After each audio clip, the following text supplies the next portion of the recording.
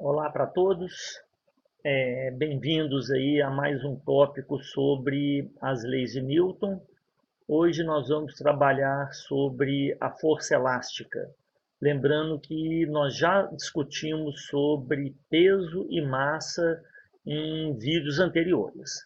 Então, gente, mais uma vez aí a capa do livro, né, que é de certa forma o marco, né, sobre a chamada mecânica newtoniana, o princípio filosófico, princípios matemáticos da filosofia natural, e aí nós temos uma animaçãozinha ao lado que é sobre força elástica. Né? Quando eu falo em mola, eu posso pensar tanto na tração, quando eu estico ela, quanto na compressão. Bem, já havia comentado com vocês que se você pegar uma mola e deixá-la em repouso sobre uma mesa, ela apresenta um comprimento L0 inicial. Se você puxa essa mola com uma determinada força, vamos dizer uma força F, isso vai provocar um aumento no comprimento da mola, L. Essa diferença entre L e L0 é o que eu chamo de deformação, e é representada pela letra X.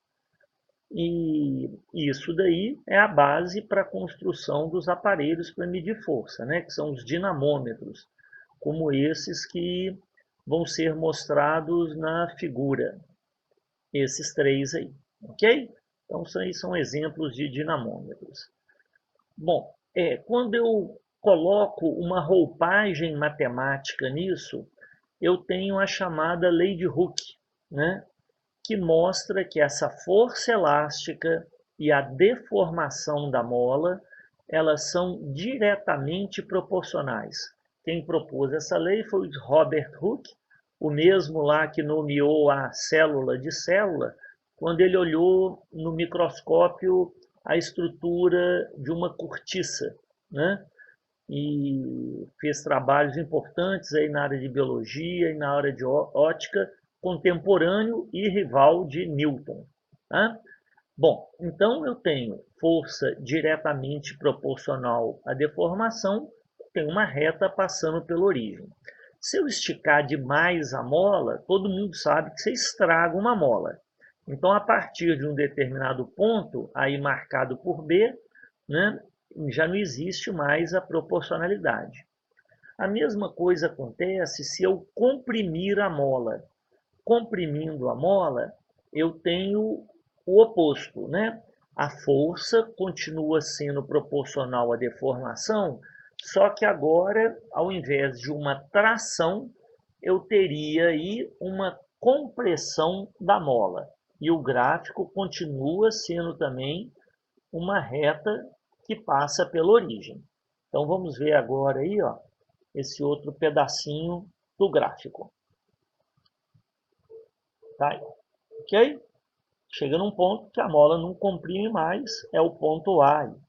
Então, gente, a lei de Hooke mostra a proporcionalidade entre a deformação X e a força F.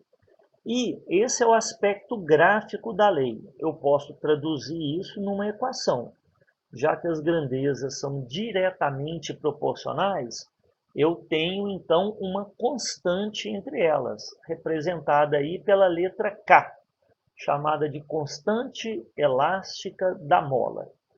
Eu mais tarde, numa animação, eu vou mostrar aqui assim uma formulação um pouquinho mais detalhada dela seria dessa maneira, com aspecto vetorial.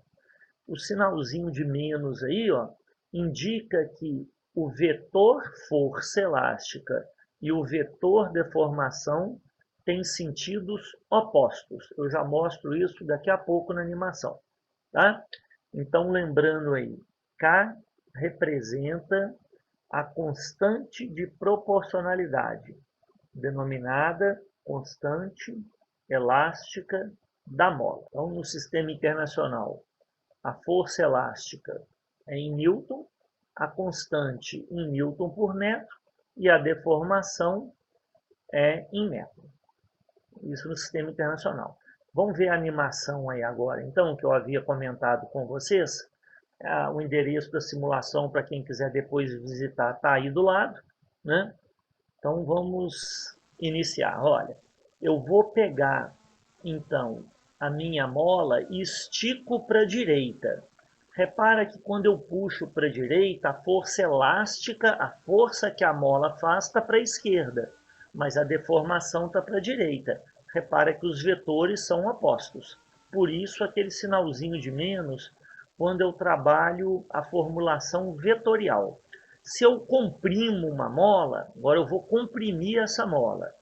A mola me empurra para a direita, mas a deformação está para a esquerda. Então, repara que a força sempre é oposta à deformação, a força elástica.